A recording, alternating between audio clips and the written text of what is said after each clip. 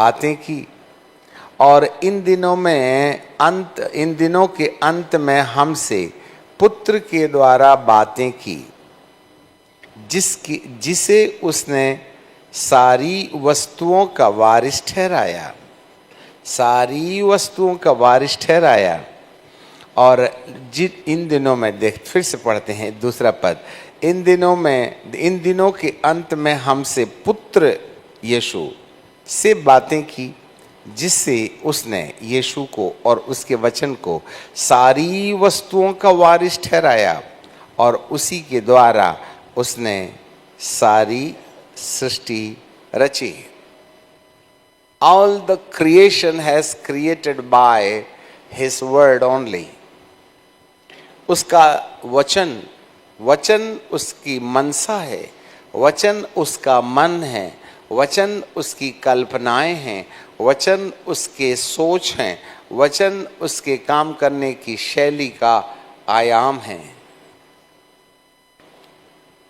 और उसी वचन को लेकर प्रभु इस धरती पर आए और उसी वचन से सृष्टि की, और उसी वचन के हम अभिलाषी हैं। कई लोग परमेश्वर के वचन को सुनते हैं और सुन के पीछे छोड़ देते हैं, परंतु परमेश्वर का वचन उस तरकश के समान, उस बाण के समान है जो तरकश से एक बार धनुष में रखकर छोड़ दिया गया तो उसे फिर से वापस तरकश में नहीं लाया जा सकता, वह शिकार पर ही निशाना मारेगा। कुछ इसी तरीके से परमेश्वर का वचन भी असफल, सुनने सुनाने लायक, मन को प्रसन्न करने के लिए नहीं, वरन ईश्वर के ओर से जिस उद्देश्य के लिए वो वचन निकला है, उस वचन को हम घटता हुआ देखते हैं। The word of God is the action. परमेश्वर के काम करने की शैली है। इसलिए यदि आप उसके मुख से निकली गई दिव्य वाणी को, उसके वचन को यदि आप सुनोगे, तो वही है जो अद्भुत घटना घटित करता है। जब वो कहता है तो चंगे हो जाते हैं, जब वो बोलता है परिस्थितियां हट जाएं तो हट जाती हैं।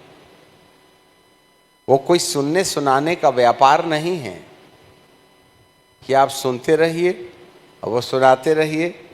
आप जैसे बीमार आए थे चले जाइए, आप जैसे निराश आए थे चले जाइए, परंतु परमेश्वर का वचन कार्यशील है, प्रभावशाली है। जब वो परमेश्वर के होठों से निकलता है तो घटना घटित किए बिना वापस नहीं लौटता। पर कितने लोग हैं जिनके जीवन में परमेश्वर के वचन के द्वारा घटनाएं घट नहीं रही हैं। There is no any miracle in our life. The word is still coming forth from the mouth of God. हाँ, परमेश्वर के होठों से उसके वचन निकलते हैं, परंतु हमारे जीवन में प्रभाव नहीं छोड़ रहे हैं। कारण आज हम कुछ ऐसी सीक्रेट्स या भेद भरी बातों को, जो बीते सप्ताह से एक सीक्वेंस में चल रहा है अध्ययन, उस पर चिंतन करेंगे। इब्रानी की किताब और उसका 6वां अध्याय और उसका 1 पद से हम पढ़ेंगे। Book of Hebrew chapter 6 and verse 1 onwards. यहाँ लिखा है, इसलिए आओ मसीह की शिक्षाओं की आरंभ की बातों को छोड़कर, आओ मसीह की शिक्षा, टीचिंग्स, मसीह की शिक्षा की आरंभ की बातें। इसका मतलब है उसकी शिक्षाएं हैं जो हमको प्रभु के पास आने में प्रेरणा देती हैं। बाइबल में लिखा है आरंभ की बातें, आरंभ की शिक्षाएं, teaching about the salvation, teaching about the healings and deliverance, teaching about the promises through we can enjoy the blessing in this materialistic world. इस संसार के अंदर भौतिक वस्तुओं के द्वारा हम आनंद उठा सकते हैं। आरंभ की बातों को छोड़कर सिद्धता, ये क्या चीज है? सिद्धता की ओर आगे बढ़ते चले जाएं, बस यही है सिद्धता, द परफेक्शन। मलयालम में कहते तिगंज वनायुम। अब कौन कौन सी चीजें हैं जो प्रारंभिक शिक्षाओं के अंतर्गत आती हैं? ध्यान से सुनो, यहां लिखा है हम सिद्धता की ओर बढ़ते चले जाएं, और क्या क्या पीछे छोड़ना है? मरे हुए काम। मरे हुए काम, मरे हुए का मतलब जीवित काम और मरे हुए कामों में क्या अंतर है? जीवित कार्य, जीवित काम का मतलब होता है परमेश्वर के वचन के अनुसार जीवन चलाने वाली शैली। झूठ मत बोलो, चोरी मत करो, झगड़ा मत करो, दारू मत पियो, ये जीवित काम है। और मरे हुए काम, दारू पीना, झगड़ा करना, चोरी करना, बैर करना, विरोध करना और बातें जो हमारे माता पिता से बिना कारण से हमारे जीवन में लक्षण के रूप में दिखाई देती हैं, उन्हें मरे हुए कामों की लिस्ट में रखा गया है। और मरे हुए कामों को प्रारंभिक शिक्षा, बीड़ी छोड़ना प्रारंभिक बात है, दारू छोड़ना प्रारंभिक बात है, चोरी नहीं करना प्रारंभिक बात है, गुस्सा नहीं करना प्रारंभिक बात है। अभी तो हम वहीं कदम ताल कर रहे हैं, मरे हुए कामों से मुक्ति मिली नहीं अभी तक हमको। बैर गया नहीं, लोभ गया नहीं, लालच गई नहीं, तो मरे हुए काम से तो छोड़ना है ना इसको ना। और मरे हुए कामों से और मन फिराने, पढ़ लेते हैं पहले, मन फिराने और परमेश्वर पर विश्वास करने और बपतिस्मों और हाथ रखने और मरे हुओं में से जी उठने और अंतिम शिक्षा रूपी नेव ना डालो। अरे ये तो पुरानी बातें हैं। You may not be laid the foundation, नींव मत डालो, ये नींव की चीजें हैं। अब नींव के अंदर क्या क्या है जरा देखिए। मरे हुए कामों से, अब तुम्हारी बीड़ी नहीं छूटी तो क्या छोड़ोगे तुम? मरे हुए काम। और मन फिराना, तो मन फिराने का तो संदेश देते ही नहीं, इसका मतलब तुम्हारी फाउंडेशन ही नहीं डली आत्मिक जीवन की नींव की। और परमेश्वर पर विश्वास करना, अभी तो लोग विश्वास ही नहीं करते। नहीं जी, हम विश्वास से आए, तो चमत्कार के लिए आया है, कोई प्रभु के ऊपर विश्वास तो नहीं न लगता है। मन फिराने, विश्वास करने और बपतिस्मो। अभी तो गाड़ी कई लोग बपतिस्मा ले लिए, परंतु दुनियादारी वही है। बपतिस्मो, हाथ रखने। कई लोग हाथ रखने पंजाब जाते हैं, मिलता जुलता कुछ नहीं। नहीं जी, आप हाथ ही रख दो। तो आरंभ की बात है, नए लोगों के लिए आरंभ, नए लोगों के लिए हाथ रख के प्रार्थना करना है ना। अभी भी कलीसिया हाथ रखवाने में खड़ी है। हाथ रखने और मरे हुए कामों से जी उठना, मरे हुए कामों से, मरे हुओं के जी उठने। जब यीशु आएगा तो मुर्दे जी उठेंगे। वो वाली घटना को भी फाउंडेशनल टीचिंग्स के रूप में रखा है। और अंतिम न्याय, छोड़ दिया जाना। हे प्रभु, पूरी बाइबल तो यही है। बोले ये सब फाउंडेशन है, इनकी न्यू मत डालो, ये बहुत यूज एंड थ्रो हो गए हैं। हाँ जैसे वो क्या बोलते हैं, आइसक्रीम खाते हैं ना, कागज का कप रहता है, लकड़ी का चम्मच, हाँ, खाते जाओ खाते जाओ खाते जाओ। वो लकड़ी का चम्मच बेचारा पूरा आइसक्रीम को हमारे मुंह में मदद करता है डालने में ना। और जब आखिरी में खाली कागज का कप बनता है, उसको भी चबा लो ना। चबाइएगा उसको, क्या करते हैं हम लोग, फेंक देते।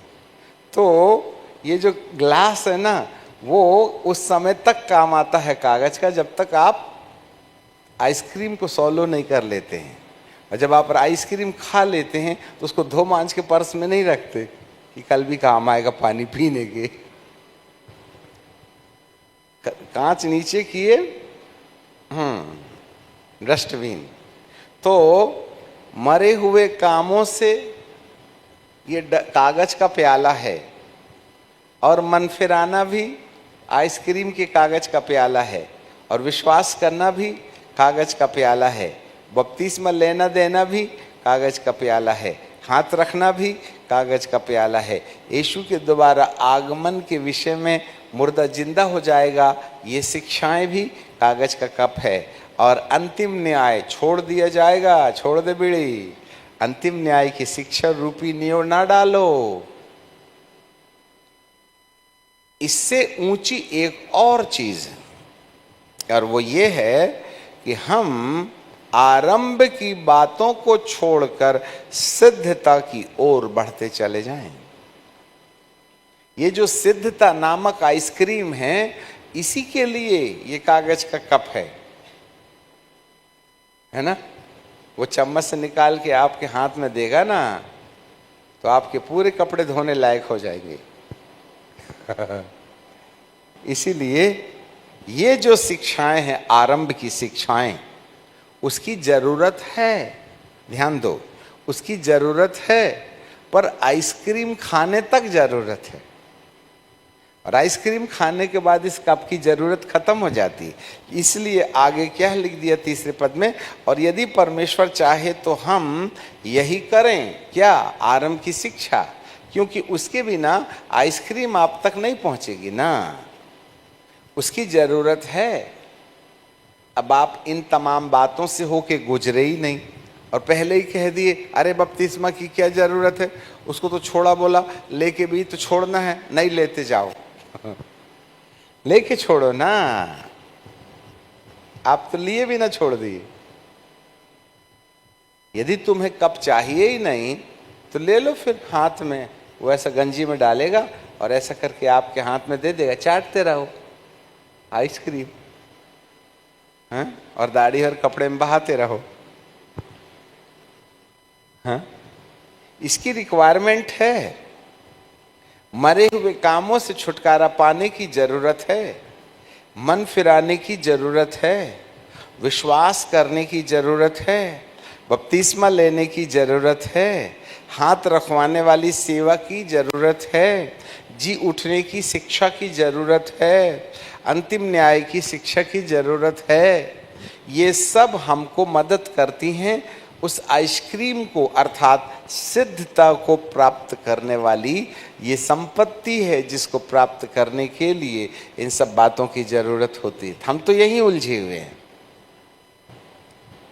और यदि परमेश्वर चाहे तो हम यह भी करें, क्योंकि जिन्होंने, अब जरा देखो, जिन्होंने एक बार ज्योति पाई और स्वर्गीय वरदानों का स्वाद चख चुके हैं और पवित्र आत्मा के भागी हो गए हैं और परमेश्वर के उत्तम वचन का और आने वाले युग की सामर्थ का स्वाद चख चुके हैं, यदि वे भटक जाएं, हमारे पीछे बोली, यदि वे भटक जाएं, इसका मतलब स्वर्गीय वरदान प्राप्त करने के बाद भी इंसान भटक सकता है। एक बार ज्योति पाई, ज्योति पाने के बाद भी इंसान भटक सकता है, स्वर्गीय वरदानों के बाद भी इंसान भटक सकता है, पवित्र आत्मा के भागी होने के बाद भी इंसान भटक सकता है, परमेश्वर के उत्तम वचन की जानकारी रखने वाला भी भटक सकता है, और आने वाले युग के सामर्थ्य की कहानी अनुभव में आने के बाद भी हमारे जीवन में भटकाव हो सकता है। तो इतनी ढेर सारी बातें जो हमारे अनुभव में आ गई हैं, चाहे ज्योति पाली हो, चाहे स्वर्गीय वरदान का स्वाद चख लिया गया हो, चाहे पवित्र आत्मा का वरदान भी पा लिया गया हो, चाहे उत्तम वचन की जानकारी हमको हो गई हो, और आने वाले युग की केवल सूचना नहीं वरन उसकी सामर्थ्य का स्वाद भी हमने चख चुका है, तो भी भटक सकता है या भटकाया जा सकता है या भटक सकते हैं। तो सवाल ये है, इतनी ढेर सारी बातों के बाद भी यदि हमारे जीवन में भटकाव है तो कौन सी चीज है जो हमको भटकने से रोक सकती है?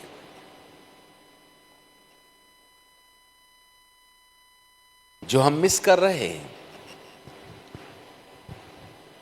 आज सैकड़ों लोग हैं जो बड़ी बड़ी बात कर रहे हैं बाइबल की, सैकड़ों लोग हैं जो दानों और वरदानों में इस्तेमाल हो रहे हैं, भविष्यवाणी कर रहे हैं, फिर भी भटक गए, प्रकाशन पाए फिर भी भटक गए, सामर्थ्य पाए फिर भी भटक गए, पवित्र आत्मा के भागी हुए फिर भी भटक गए, उत्तम वचन की जानकारी रखने के बाद भी भटक गए, आने वाले युग की सामर्थ जिसको अनंत काल का जीवन कहते हैं उसकी सूचना प्राप्त करने के बाद भी भटक गए। तो भटके क्यों भाईजान? ये तो सब तुम्हारे पास है ना, तो भटकाव का कारण क्या है? तो कौन सी ऐसी चीज है जिसको हम बाईपास कर रहे हैं जो हमको इस भटकाव में मदद कर सकता था कि तुम ना भटको? और जो भटक गया है वो क्या बोलता है? यदि वे भटक जाएं तो उन्हें फिर मन फिराव के लिए नया बनाना होना है। It is impossible for them to turn back to the lord if they are fallen before the sight of God. ऐसे तो लिखा है कि उनको नया बनाया नहीं जा सकता। जो चिन्हों और चमत्कारों की सेवा के बाद गिर जाता है, दर्शन पाके गिर जाता है, सामत के काम पाके अन्य भाषा बोल रहे हैं, पवित्र आत्मा के भागी हैं, फिर भी गिर जाते हैं, उनका मन फिर से नया बनाना कठिन है। इसका मतलब है कि ज्योति पाने के बाद, पवित्र आत्मा के वरदान पाने के बाद, पवित्र आत्मा के भागी होने के बाद, उत्तम वचन की जानकारी के बाद, आने वाले युग की सामत को पहचानने के बावजूद भी भटकाव यदि आ गया है तो थोड़ा परिश्रम ज़्यादा करना पड़ सकता है। पर एक बात आपको याद रखना चाहिए, परमेश्वर के लिए कोई बात कठिन और असंभव नहीं है। It is impossible, nothing is impossible before God. और यही एक धन्य आशा है। उसके लिए तो कोई कठिन नहीं है मन फिराव देना, परंतु मन फिराव के लिए जो कीमत देना पड़ सकता है वो थोड़ा कठिन हो सकती है। और यहाँ भयानक और चीज़ें हैं, जरा देखिए। यदि वे भटक जाएं तो उन्हें मन फिराव के लिए नया बनाना अनहोना है, क्योंकि वे परमेश्वर के पुत्र को अपने लिए फिर क्रूस पर चढ़ा रहे हैं और प्रगट में उस पर कलंक लगा रहे हैं। और ये बात प्रभु बर्दाश्त नहीं करेगा, क्योंकि जब मैंने तुम्हें अपने खून से खरीद लिया हूं और तुम अपने नहीं हो, तो तुम अपनी जिंदगी अपने तरीके से क्यों जीना चाहते हो जबकि तुम मेरी विरासत हो? और यदि तुम मेरे होकर भी अपने लिए जीना चाहते हो तो मेरे लिए प्रत्यक्ष में तुम फिर से मुझे क्रूस पर टांग रहे हो, और वास्तव में प्रकट करके तो मुझ में कलंक लगा रहे हो। किसी भी विश्वास करने के बाद एक व्यक्ति को अपनी मनमानी करने का और अपने तौर तरीके से जीवन जीने की स्वतंत्रता बाइबल नहीं देती। या फिर अध्यात्म की दुनिया से दूर हो जाओ, परमेश्वर से तुम्हारा कोई लेना देना नहीं है। ऐसी दशा में महाविनाश तय है। और यदि आप अनंत जीवन चाहते हैं